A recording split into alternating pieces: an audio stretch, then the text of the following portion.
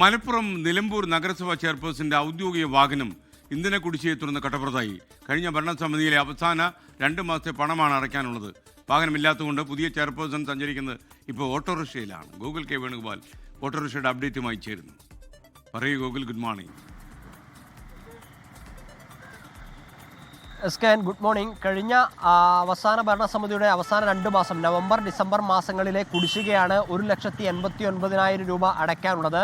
മാട്ടുമ്മൽ സലീം നഗരസഭ അധ്യക്ഷനായിരുന്ന കാലഘട്ടത്തിലെ കുടിശ്ശിക വന്നതിനെ ചൊല്ലി കഴിഞ്ഞ ദിവസം നടന്ന നഗരസഭാ യോഗത്തിലാണ് ഇപ്പോഴത്തെ പുതിയ ഭരണസമിതിയിലെ വൈസ് ചെയർപേഴ്സണായിട്ടുള്ള ഷൗക്കത്ത് അലി കുമഞ്ചേരി ഈ വിഷയം ഉന്നയിച്ചത്.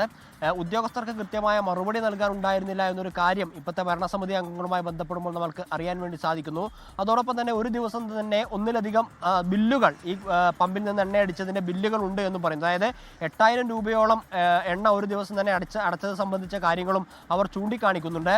നവംബർ ഡിസംബർ മാസങ്ങളിലാണ് ഇത്രയും വലിയൊരു കുടിശ്ശിക ഉണ്ടായിട്ടുള്ളത്. ഈ കുടിശ്ശിക അടച്ചു തീർക്കാതെ താൻ ഈ വാഹനം ഉപയോഗിക്കില്ല എന്നാണ് ഇപ്പോഴത്തെ നഗരസഭാ ചെയർപേഴ്സണായിട്ടുള്ള പത്മിനി ഗോപിനാഥ് പറയുന്നത്. കഴിഞ്ഞ ദിവസം നടന്ന യോഗത്തിൽ സൂപ്രണ്ടോ സെക്രട്ടറിയോ ഒന്നും ഉണ്ടായിരുന്നില്ല. അതിനാൽ തന്നെ മറ്റു ഉദ്യോഗസ്ഥരാണ് മറുപടി നൽകിയതും. അവർ നൽകിയ വിശദീകരണം 32,000 രൂപയുടെ ചെക്ക് കൈമാറിയിട്ടുണ്ട്, ഉടനടി തന്നെ ഈ പ്രശ്നം പരിഹരിക്കാൻ സാധിക്കുമെന്നാണ്.